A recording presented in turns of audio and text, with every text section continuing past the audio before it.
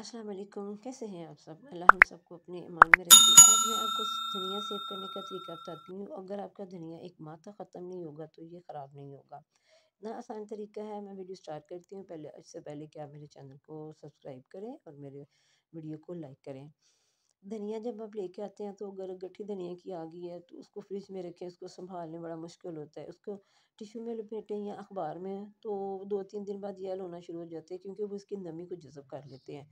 तो इसके लिए सांझे आके आप इसको काट के तो अच्छी तरह धो लें। ऐसे ही बास्केट में धो लें या किसी खुले बर्तन में निकाल डाल के तो उसमें अच्छी तरह धो लें, ताकि इसकी जो रेत वगैरह है ना वो ख़त्म हो जाए। जब तक आपका धनिया ख़त्म नहीं होगा, ना ये काला होगा और ना ही ये गलेगा, बहुत ही ज़बरदस्त से ही फ्रेश रहेगा।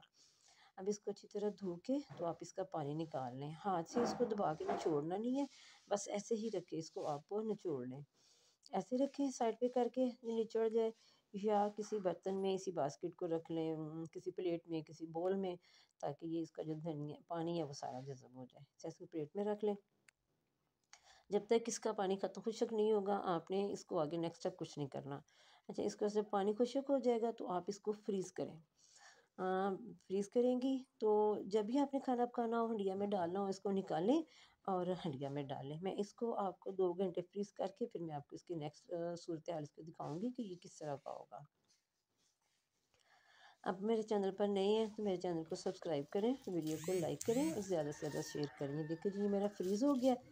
आप इसकी कलर इसका देख सकते हैं, इसके पत्ते बिल्कुल फ्रेश हैं।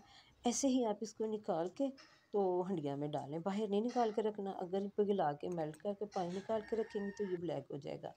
ऐसे ही इसको लें, जितना भी आपने डालना है और हंडिया में डाल लें, तो आपकी हंडिया में बिल्कुल फ्रेश और ऐसे जैसे आपने अभी ग्रीन ग्रीन लेके आए हैं।